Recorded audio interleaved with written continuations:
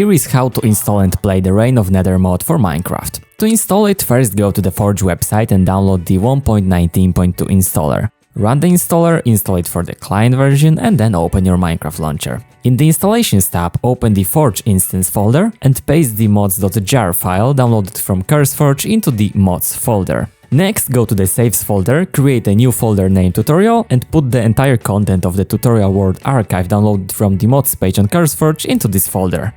Save 25% on your own server with today's sponsor, ApexHosting. With Apex, setting up a server is incredibly easy. You can choose from over 200 modpack installers, and they run on high-performance hardware for smooth, low-latency gameplay and 99.9% uptime. Backups are managed automatically, and their intuitive server panel makes customization super simple. You can get started in under 5 minutes. Check out the link in the video description and use the code APEX25 to get 25% of your first server purchase. Thanks to ApexHosting for sponsoring this video. After that, you can also download the Datapack to use when creating a new world. This will ensure the world generation is optimized for the RTS gameplay in this mod, and I'll explain more about this later in this video. Once you have all these files in place, launch the game and load up the tutorial world.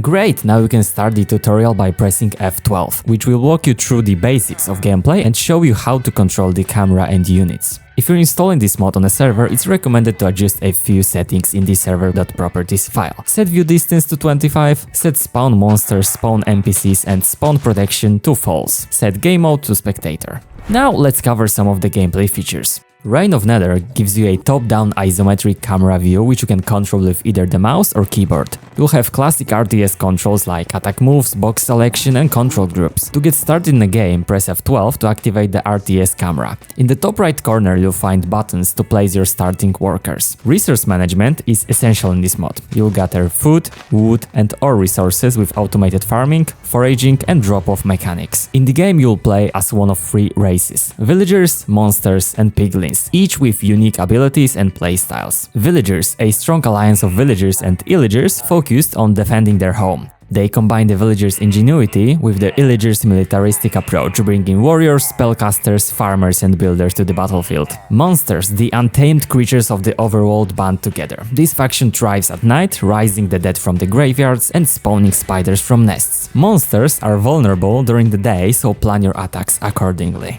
Piglins coming from the Nether expand their empire by transforming the overworld into their harsh landscape, turning grass into nylium and stone into netherrack. Piglins can only build on nether terrain.